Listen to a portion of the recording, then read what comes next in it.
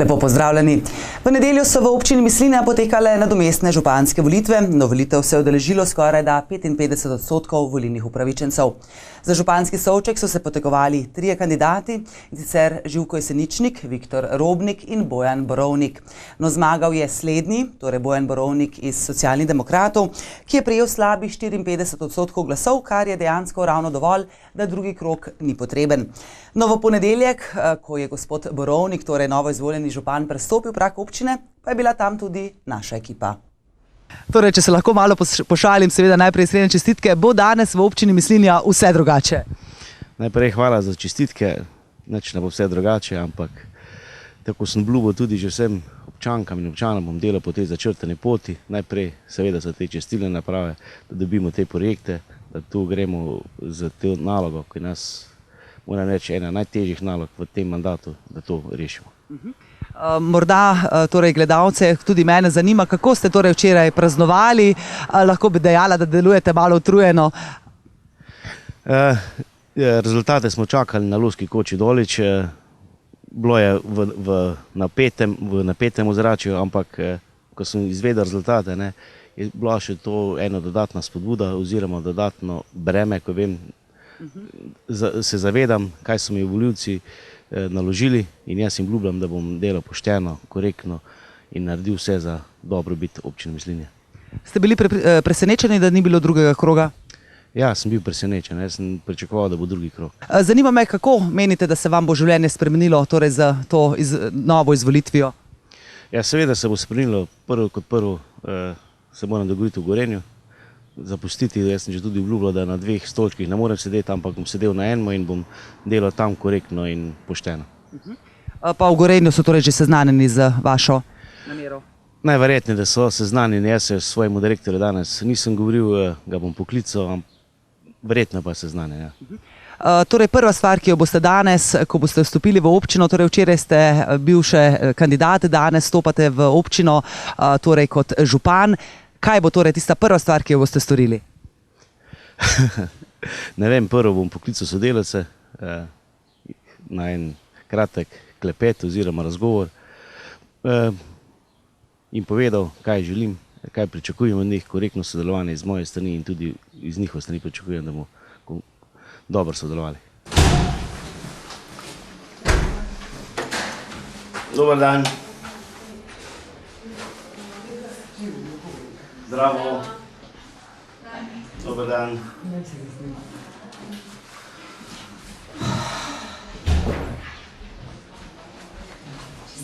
Hvala. Čestitka, nam je zelo všeč. Hvala.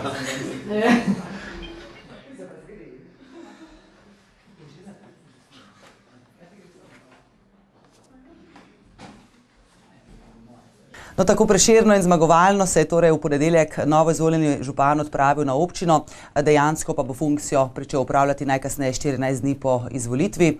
Pa morda še to, občina bo z novim županom dobila tudi enega podžupana. Evropski dan ozaveščanja o srčnem popuščanju obeležujemo tudi v Sloveniji, in sicer v obdobju od 9. do 11. maja. No, in v ta namen so v Splošni bolnišnici Slovenj Gradec pripravili infotočko, kjer smo lahko izvedeli pravzaprav vse o tej bolezni. Tudi to, da je v Evropi več kot 10 milijonov bolnikov z to boleznijo, torej z boleznijo srčnega popuščanja. Ozaveščanje o srčnem popuščanju, tukaj v bolnišnici, torej ta infotočka, seveda me najprej zanima, kakšno obolenje pravzaprav je to? To je obolenje srca, ko srce ne uspe zagotoviti zadostne prekrvavitve, se pravi preskrbo z kisikom in hranili po celem telesu. In kakšni so simptomi, torej da lahko nekdo sam ugotovi doma, da ima to obolenje? Zelo pogosto se pojavlja, da težko dihajo po noči ob nizkem vzglavju, pojavi se dispneja že ob manjših naporih, se pravi, da težko dihajo že ob manjših naporih in pojavijo se otekline nog, predvsem okrog gležnjev. Nastane lahko zaradi večjih vzrokov. Lahko nastane po miokardnem infarktu, takrat pride, da se del srca ne giblje sinhrono z ostalim delom in se zmanjša iztisni delež srca. Lahko nastane ob tem, ko imamo neurejen krvni tlak, prav tako pride do zmanjšane srčne funkcije in pa tudi, kadar je okvarjena katera od zaklopk. Potem, kar ste pravkar našteli, preventiva obstaja ali ne? Ja, na nek način preventiva obstaja. Lahko skrbimo, da so naše vrednosti krvnega tlaka čim bolje urejene, da skrbimo za dejavnika tveganja za srčno-žilne bolezni, se pravi, da se izogibamo kajenju, da je naša teža primerna, da se dovolj gibljemo in na ta način preprečujemo, da bi prišlo do srčnega infarkta. Kakšna je pa recimo povprečna starost bolnikov? To prizadene nekoliko bolj starejše ali tudi mlade ljudi? To načeloma prizadene bolj starejšo populacijo, se pravi, čeprav v zadnjem času, ko so bolezni srca in ožilja tudi pri mlajših, po miokardnem infarktu lahko tudi prej. Kako pa se zdravi oziroma kakšne preiskave mora zdravnik narediti, da ugotovi, da gre za to obolenje? Da ugotovi, da gre za to obolenje, opravimo ultrazvok srca, kjer se vidi, kakšna je sistolna in kakšna diastolna funkcija srca in kako se giblje, se pravi, ali so stene srca zadebeljene, je gibljanje sinhrono, se kjer del srca ne giblje primerno. In zdravi? Zdravimo pa na ta način, da se pravi nekaj tudi s preventivo, se pravi, da se izogibamo uživanju prevelike količine soli, potem, da so vrednosti krvnega tlaka urejena in pa da jemljemo vso redno predpisano terapijo, ki jo predpisujemo ob srčnem popuščanju. Infotočka je dejansko namenjena ozaveščanju ljudi. Kakšne informacije torej podate vsem obiskovalcem, ki so danes z nami torej v splošni bolnišnici? Podamo jim, kakšni so simptomi in znaki srčnega popuščanja, kdaj na to pomislijo in da izmerimo pa jim tudi krvni tlak, da vidimo, če so vrednosti povišane. Glede na to, da lahko obiskovalci oziroma da vsak obiskovalec na začetku reši tudi test, da nekako izveste, koliko dejansko vemo o tej bolezni, me zanima, smo ljudje seznanjeni torej o tej bolezni? Običajno neke osnove se vejo, še vedno pa ni tako, da bi bili zadovoljni. Tako da tudi plan letošnjega tega vprašalnika je, da se izve, katere so tista področja, ki so najmanj poznana. Par dni pred svojim 91. rojstnim dnem je umrl slikar in pesnik Jože Cjuha, ki dejansko velja za enega najpomembnejših slovenskih umetnikov na mednarodnem nivoju. No, Koroška galerija likovnih umetnosti je njemu v čast oziroma njemu v spomin priredila memorial in sicer s projekcijo dokumentarnega filma Jože Cjuha, slikar svojega časa, katerega avtor je koroški režiser Uroš Zavodnik. No, naj povem, da se je 12. aprila letos končala velika retrospektivna razstava Labirint časa v prostorih Koroške galerije likovnih umetnosti in na isti dan se je v 14 dni pred izpolnjenim 91. letom končala tudi življenjska pot akademskega slikarja Jožeta Cjuhe. Nenavadno naključje, ki nas je navedlo na to, da smo pred nekaj dnevi pripravili tudi večer posvečen Jožetu Cjuhi s projekcijo filma avtorja Uroša Zavodnika, v katerem je predstavil tega umetnika celovito, njegovo življenjsko pot, predvsem pa njegovo umetniško filozofijo. Jože Cjuha je eden izmed najpomembnejših slovenskih slikarjev druge polovice 20. stoletja. Študij slikarstva je končal na Likovni akademiji v Ljubljani in sicer leta 1950, kar pomeni, da je pripadal drugi generaciji takoj po vojni ustanovljene Likovne akademije v Ljubljani. Bil je študentski kolega Bogdana Borčiča, ki ga tukaj v Slovenj Gradcu vsi dobro poznamo. In že v začetku 50. let se je nekako vzpostavil kot eno izmed najpomembnejših osebnosti v umetnosti tistega časa v Sloveniji. Bil pa je znan tudi širom tedanje skupne domovine Jugoslavije, zlasti zato, ker je že v začetku svojega ustvarjalnega opusa vnesel v svoje slikarstvo elemente bizantinskega slikarstva. To je prva značilnost njegovega slikarstva. Sicer pobude za ta njegov bizantinski stil je našel v makedonskem slikarstvu. Jože Cjuha je bil znan po tem, da je veliko potoval, ne samo po pokrajinah in republikah bivše skupne Jugoslavije, ampak že ob koncu 50. let tudi na različne konce sveta. Leta 1959 je odpotoval v daljno Burmo in Indonezijo, kjer je preživel 2 leti in od tam prihaja druga pobuda, pomembna za njegovo slikarstvo, in sicer zlasti v tem duhovnem smislu je budizem in filozofija življenja Daljnega vzhoda nekako daljnosežno vplivala na njegovo slikarstvo in nasploh na njegovo umetniško delo. Tudi v kasnejših letih, v 60-ih, 70-ih letih je veliko popotoval po Južni Ameriki, po Ameriki in veliko vtisov z teh svojih popotovanj je strnil tudi v potopisna pričevanja, se pravi, da je pisal tudi literaturo. Jože Ciuha je bil izrazit mojster besede, tudi ne samo čopiča. In dve njegovi knjigi teh popotnih esejev, prvi z naslovom Okameneli smehljaj, drugi pa Pogovori s tišino, sta njegovi, za ti svoji deli je prejel tudi Levstikovo nagrado, se pravi, da je tudi po literarni plati in kot pesnik doživel uspeh in bil zato tudi nagrajevan. Jože Ciuha se je v začetku 80-ih let odločil, da se nekako preseli v Pariz in od tistega časa dalje je živel v trikotniku med Ljubljano, Parizom in pa svojim domovanjem, poletnim domovanjem na otoku Šipanu v Dalmaciji, blizu Dubrovnika. In nekako v tem trikotniku je teklo njegovo življenje v zadnjih 20-30 letih in pobude v njegovem slikarstvu v tem zadnjem obdobju so dejansko prihajale tudi tam iz tistega ambienta z soncem ožarjene Dalmacije.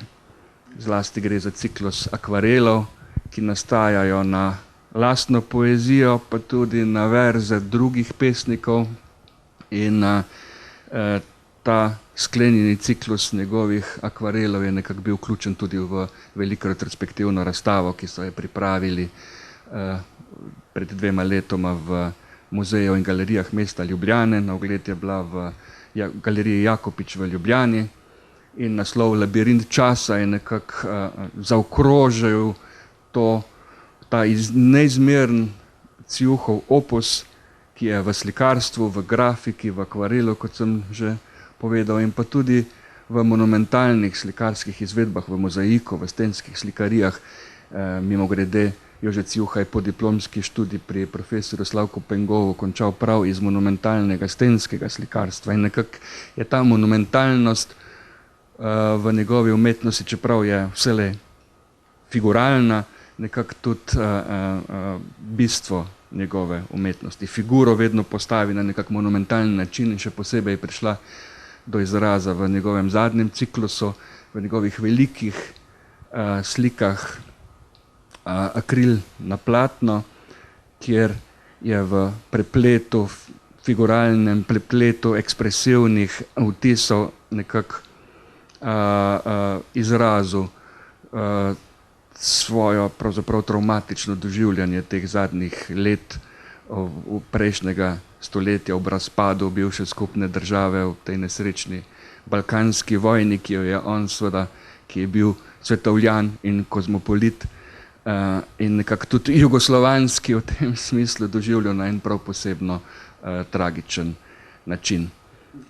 Njegov opus nekako bi lahko razdelili na 3 obdobja, na tisto zgodnje obdobje, kot sem že rekel, zaznamovano z temi bizantinskimi vplivi, predvsem gre tu za podobe v olju na platno, kjer se je nekako priključil temu iskanju modernističnih izhodišč v slovenski umetnosti tistega časa, govorimo o 50-ih, 60-ih letih, da bi kasneje iznašel eno čisto svojo slikarsko tehniko slikanja na steklo oziroma na pleksi steklo in v 70-ih in 80-ih letih te njegove slike nekako predstavljajo to njegovo drugo zaokroženo obdobje, kjer se pojavijo posebni motivi, zlasti opice, šimpanzi, ki nekako prevzemajo človeške lastnosti in v ironičnem slogu, kakršen je značilen za Ciuho, nekako pripovedujejo to človeško komedijo na en posebno, včasih tudi zelo duhovit način. In pa nekako eno večje zaokroženo tretje obdobje pa predstavljajo že omenjene slike velikega formata, zelo ekspresivne, kjer gre v prvi vrsti za te reminiscence na to vojno na Balkanu v teh zadnjih letih. Če čisto potegneva črto, torej z izgubo Cjuhe oziroma z njegovo smrtjo, kaj smo Slovenci izgubili? Zagotovo enega izmed največjih figuralikov, kar jih je bilo kdajkoli v slovenski umetnosti, in pa svetovljana in erudita, ki je nekako razvil eno čisto svojo življenjsko filozofijo, ki jo je zelo lepo pokazal v svojem filmu tudi Uroš Zavodnik, se pravi nekega intelektualca, ki nekako je presegel meje, ozke meje Slovenije in se brezkompromisno zavihtel tudi v mednarodna obzorja na Hrvaškem, najprej se pravi v sosednjih deželah, tudi v Avstriji, v Salzburgu, kjer je bil profesor na poletni akademiji, in nenazadnje v Parizu je doživel uspeh in priznanje za svoje delo. Nenazadnje je v Parizu leta 1697 tudi prejel naziv viteza lepih umetnosti, podoben naziv so mu podelili tudi v Avstriji, tudi v Rusiji, in nekako sodi med tiste slovenske umetnike, ki so najbolj prepoznavno ponesli dosežke slovenske umetnosti tudi v svet. No, v tednu ljubiteljske kulture, ki poteka med 15. in 24. majem, se bo po celotni Sloveniji zvrstilo več kot 1000 kulturnih dogodkov. Česa pa bomo v tem tednu deležni Korošci v nadaljevanju? Torej, v času med 15. in 24. majem poteka že drugi vseslovenski teden ljubiteljske kulture, ki je namenjen in posvečen vsem kulturnim ustvarjalcem, ki se svoj prosti čas in svoje talente in aktivnosti posvečajo ljubiteljski kulturi v svojem popoldanskem času. In tako smo se pridružili tudi v Mestni občini Slovenj Gradec z nekim programom, z neko predstavitvijo naših recimo ljubiteljskih ustvarjalcev, in pripravili smo pester program za ta teden in takole nekaj dogodkov mogoče nanizam v tem času. Prosim, morda še to je bilo težko dobiti recimo koroške ustvarjalce, ki so se recimo aktivno odzvali torej tem vašemu vabilu? Ne, to ni bil problem, so se kar odzvali, mogoče malo v tem, da to niso tako organizirane prireditve oziroma tudi nekaj srečanja sicer, ampak tako, da se predstavijo svoji publiki, da naredijo neko odprto vajo, da je samo nek dogodek, da se nekje zapoje in s tem se postavijo in pokažejo in rečejo, evo, to smo mi, tudi mi sodelujemo v ljubiteljski kulturi, mi delamo v ljubiteljski kulturi, poustvarjamo, ustvarjamo. To je namen tega tedna. Zdaj pa kar prosim, torej, kje, kdo? Takole nekako 15. maja začnemo na glavnem trgu s promenadnim nastopom Pihalnega orkestra v Slovenj Gradec ob 5. popoldne, pač koliko bo volje in moči bodo zaigrali. Nekaj skladb, potem bo ob 19. uri zvečer v cerkvi svetega Jurija na Legnu koncert moškega pevskega zbora Šmartno in skupine Zven. V Gandijevem parku 16. maja bo Katja Kotnik Prosenjakova poučevala nekaj joge in meditacije na prostem s kristali. Potem bo v Elizabetinem domu 17. predstavitev ljudskih plesov folklorne skupine Pastirji. 18. v galeriji Strnada odprta vaja ženskega pevskega zbora Splošne bolnišnice Slovenj Gradec. Ob 8. zvečer se selimo v dvorano osnovne šole v Šmiklavž, odprte vaje gledališke skupine kulturnega društva Šmiklavž. 19. v gostilni Eržen v Pamečah odprta vaja vokalne skupine Breznik, ob 20. maja se selimo med 5. popoldne in 22. zvečer v Špajzo, prostor starega NKC-a na Celjski cesti, kjer bo javna vaja gledališke skupine Studia A, predstavitev kantavtorjev Aline Hirtl, Franca Vezele, Luka Kotnika in drugih. 21. tudi v Špajzu koncert skupine Zamp, Klemen Jeseničnik, stojnico. 22. maja na drugi osnovni šoli pa regijsko tekmovanje otroških in mladinskih zborov od Celja do Koroške, to je nekako ta osrednja prireditev na Koroškem, ker je zelo masovna in velika, udeležilo se bo 16 zborov iz celotne regije in to pomeni neokoli 600 pevcev, ne? In potem krat 2 verjetno poslušalcev in gledalcev. Ja, zdaj nekoliko manj, ker se pripeljejo od Rogaške gor po naši regiji, ampak bo pestra zadeva. Potem v parku popoldne med 16. in 18. uro v parku pri gimnaziji, pija in ples, animacija za najmlajše. 22. maja Gradiška ob 19. uri Gradiška bajta, Gradišče pri Proštu, kjer bojo odprto pevsko vajo predstavili moški pevski zbor Gradiški fantje. Med 19. in 23. zopet gremo v Špajst, v stari NKC, kjer bo igrale glasbene skupine Abaddon, Suha Južina, Can of Bees, pa zvečer na Graški gori potopisna predstavitev gostovanj kulturnega društva Graška gora. 23. maja cel splet prireditev od 10. do povdne, Škrat Notko vabi na zaključno glasbeno delavnico s kulturnim društvom Klaritet, Bršljanke in glasbeni skupini Rompompom in Itak bodo do povdne se predstavili na tržnici, na Poštni ulici. V Kulturnem domu Podgorje, mladi talenti iz Podgorja z muziko skozi vas zvečer prav tako ob 19. uri. V Kulturnem domu Stari trg letni koncert moškega pevskega zbora Fran Bernekar. Pa gremo ob 19:30 na 35. obletnico in koncert moškega pevskega zbora Šmartno pri Slovenj Gradcu.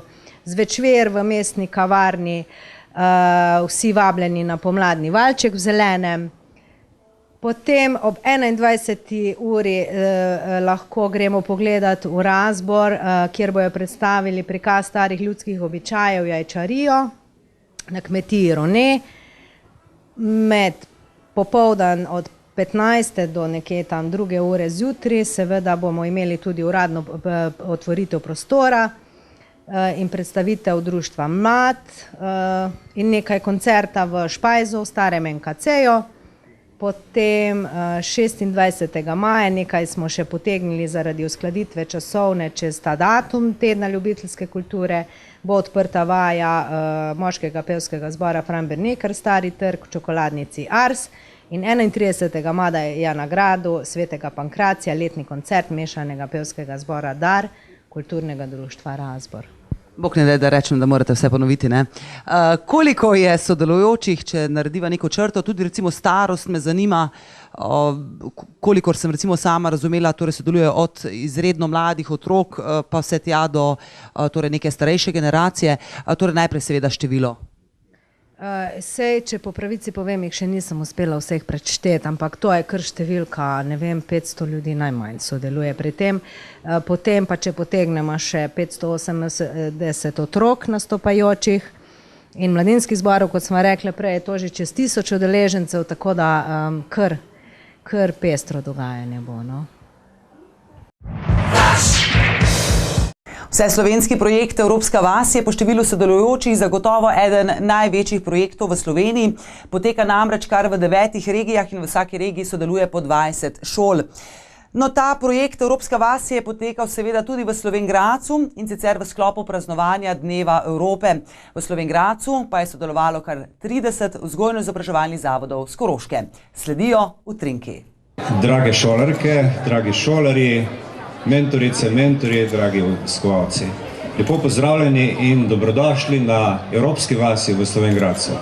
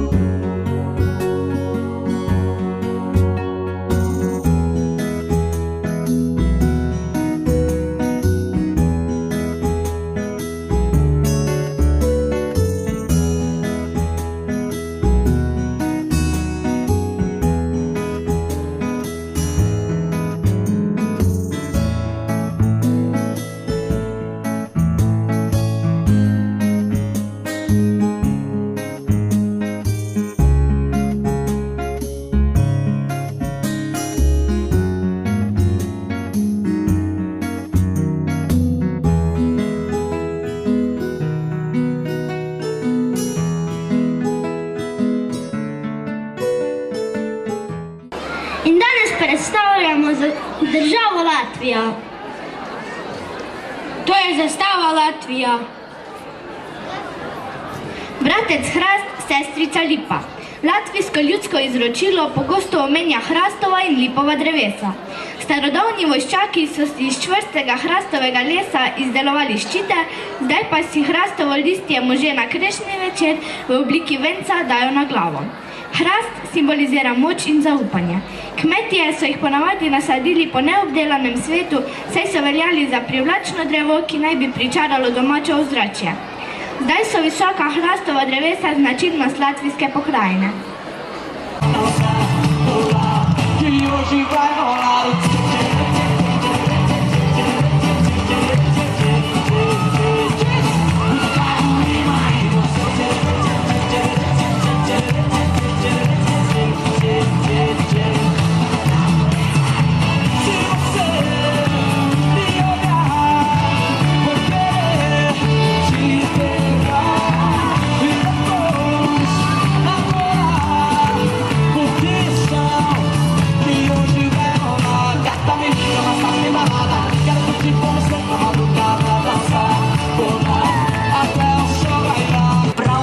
Družina smo in vsakdo nosi kapico, mi smo modri kapa pa v belem je vsa.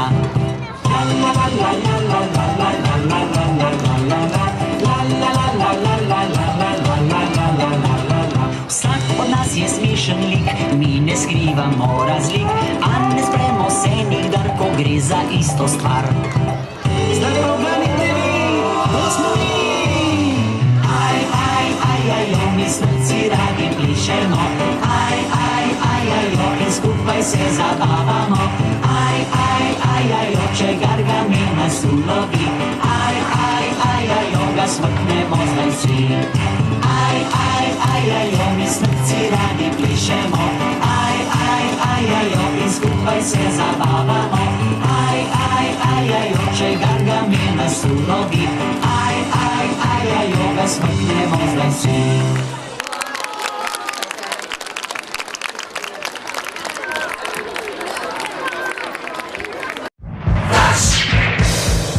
No, v tem trenutku pa napovedujem že osrednjo temo prihajajoče oddaje, in sicer spraševali se bomo, zakaj je necepljenje otroka kaznivo dejanje. Z nami bo tudi predsednik Društva za svobodo odločanja. V tem trenutku vam želim lep in miren vikend ter doslednjič le še srečno.